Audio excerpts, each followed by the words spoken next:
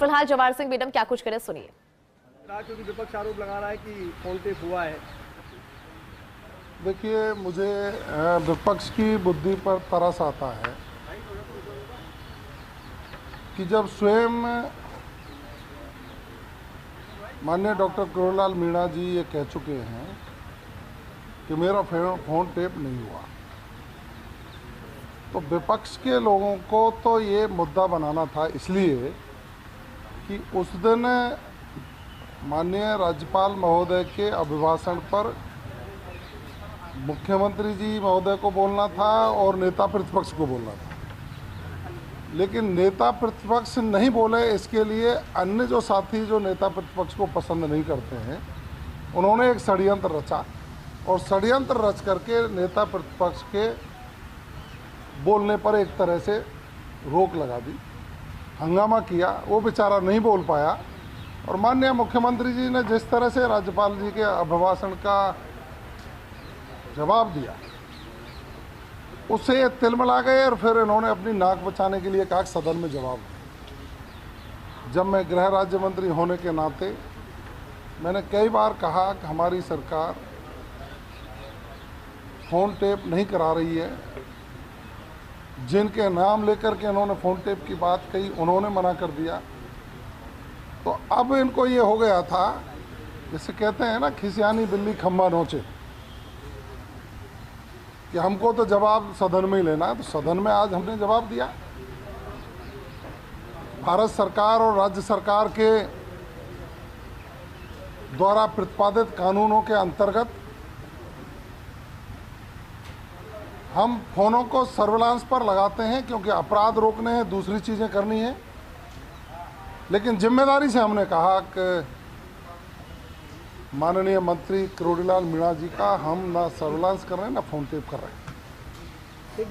लेकिन भाई साहब, विपक्ष के पेट के अंदर दर्द हो रहा है। अब जब जवाब मिल गया तो विपक्ष जो है अलग ही अलाप पेश रहे हैं। अब देखिए, वो विपक्ष की नेता ने आज जो कहा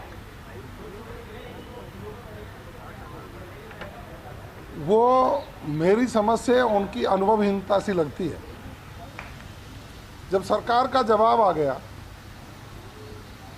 जवाब आने के बाद मुद्दा समाप्त हो जाता है। अब वो मांग कर रहे हैं कि उनके खिलाफ कार्रवाई करिए। ऐसे समझो जैसे विपक्ष के नेता हैं जो स्वयं भारतीय जनता पार्टी के नेता हों।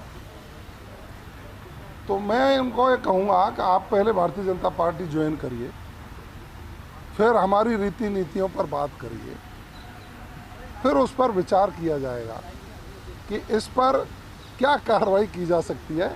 मेरी समझ से वो मुद्दा विहीन राजनीति कर रहे थे, उसके कोई मायने नहीं थे। विपक्ष को संभलना चाहिए, पढ़ना चाहिए, अध्ययन करना चाहिए और सकारात्मक राजनीति करनी चाहिए, जिससे माननीय मुख्यमंत्री जी का जो विकासोन्मुखी सोच है उसको धरातल पर उतारकर राजस्थान को विकास के पहले पायदान पर ले जा सकते। जो साइबर अपराध को बड़ी चर्चा रही आपकी, उसमें भी तकरार हुआ आपका। तो आपने कहा कि पहले तो पुलिस पिटती थी, आज पुलिस का मनोबल बढ़ा है। देखिए, मैं कह रहा हूँ कि साइबर अपराध को रोकने के लिए माननीय भजनलाल जी की सरकार ने जितने उपाय किए, पिछली सरकारों ने तो ध्यान ही नहीं दिया। हमारी सरकार ने एंटी वायरस ऑपरेशन चलाया, हमारी सरकार ने अपराधियों के खिलाफ जागरूकता अभियान चलाया, हमारी सरकार ने उनकी अवैध संपत्तियों को चिन्हित करके उनको नष्ट करने का काम किया। हैकाथॉन फर्स्ट किया, जिसमें 27 प्रदेशों के साइबर एक्सपर्ट को बुलाया। हमारी सरकार ने इंस्पेक्टर से लेकर के डीवाईएसपी और आईपीएस स्तर तक के हमारे अधिकारियों को प्रशिक्षित किया है। हमारी सरकार ने 19-30 की जो लाइनें हैं उनको 7 से बढ़ाकर के 25 किया है, जिससे शिकायत निवारण की जो प्रतिशत है वो बढ़ा है। तो हम कटिबद्ध हैं, अपराध मुक्त राजस्थान हो, सब साइबर पर प्रहार हमारा हो।